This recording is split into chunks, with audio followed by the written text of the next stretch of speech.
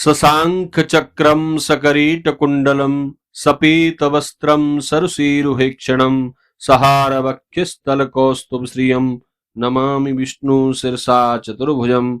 नमस्कार, स्वागत है आप सभी का हमारे YouTube चैनल में। आज के इस वीडियो में आप श्रवण करेंगे सावन कृष्ण पक्ष कामका एकादशी व्रत की कथा। इस बार श्रावण मास के कृष्ण पक्ष की कामका एकादशी का व्रत 9 अगस्त रविवार के दिन किया जा रहा है। आइए श्रवण करते हैं कामका एकादशी व्रत कथा। एक बार प्रेम से कहिए, बोले लक्ष्मी नारायण भगवान की जय, एकादशी माता की जय।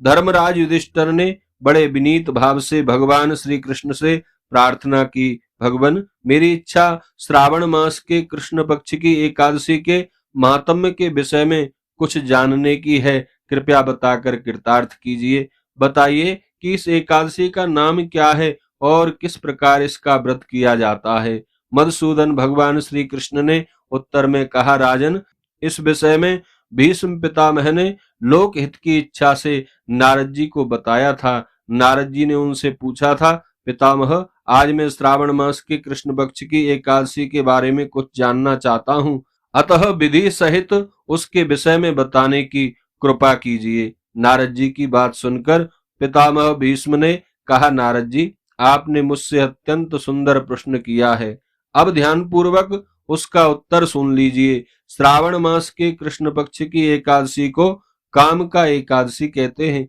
इसके महात्म्य को सुनने मात्र से ही वाजपेय यज्ञ का फल प्राप्त हो जाता है।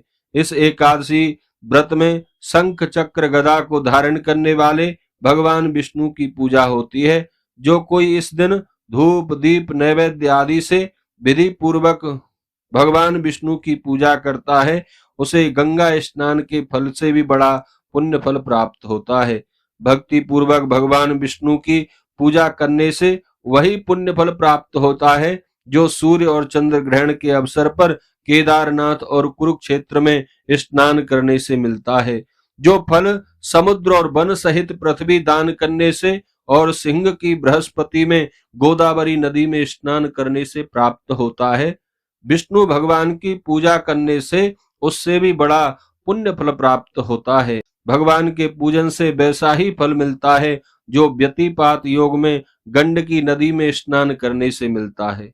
विष्णु भगवान की पूजा का फल संसार में सबसे अधिक है। श्रावण कृष्ण पक्ष की एकादशी के व्रत का फल भी उससे कम नहीं है। जो यदि किसी कारण भक्ति के साथ भगवान की पूजा ना बन सके तो इस एकादशी का व्रत अवश्य कर लेना चाहिए। श्रावण कृष्ण पक्ष की कामका एकादशी का व्रत करके विष्णु भगवान की पूजा करने से सभी देव नाग किन्नर पितृ आदि की पूजा हो जाती है। अतः पापों से भयभीत व्यक्तियों को विधि विधान के साथ यह व्रत करना चाहिए। भगवान श्री कृष्ण कहते हैं, हे युधिष्ठिर, इस एकादशी से संबंधित एक पौराणिक कथा है, वह कथा मैं तुम्हें सुनाता हूँ। प्राचीन काल में एक गांव में एक बलवान क्षत्रिय रहता था। एक दिन किसी विवाद के कारण उसका एक ब्राह्मण से झगड़ा हो गया। क्रोध में आकर उसने उस ब्राह्मण की हत्या कर दी। ब्रह्म हत्या जैसे महापाप के कारण उसका जीवन दुखों से भर गया। उसने अनेक विद्वान ब्राह्मणों से अपने पाप का प्रायश्चित पूछा, लेकिन किसी ने भी उसे तुरंत शुद्ध होने का कोई उपाय नहीं बताया। अंततः वह एक महान ऋषि के आश्रम में पहुंचा और उनसे क्षमा मांगते हुए अपने उद्धार का उपाय पूछा।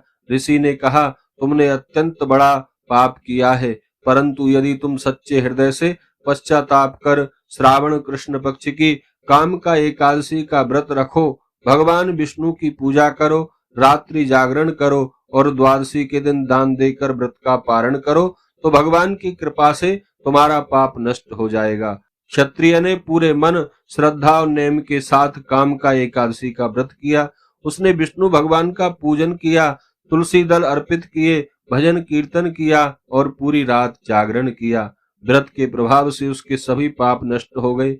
कुछ समय बाद उसने दिव्य स्वरूप प्राप्त किया और अंत में भगवान विष्णु के परम धाम को प्राप्त हो गया। भगवान श्री कृष्ण ने युधिष्ठिर से कहा, हे राजन, काम का एकादशी का व्रत करने से मनुष्यों को अश्वमेध यज्ञ के समान पुण्य फल प्राप्त हो जाता है। तुलसी सहित भगवान विष्णु की पूजा करने से समस्त तीर्थों में स्नान और अनेक यज्ञों के बराबर फल मिलता है। जो इस व्रत की कथा को श्रद्धा पूर्वक सुनता या पढ़ता है, उसके पाप नष्ट हो जाते हैं और जीवन में सुख शांति तथा अंत में मोक्ष की प्राप्ति होती है। बोलिए एकादशी माता की जय, विष्णु भगवान की जय।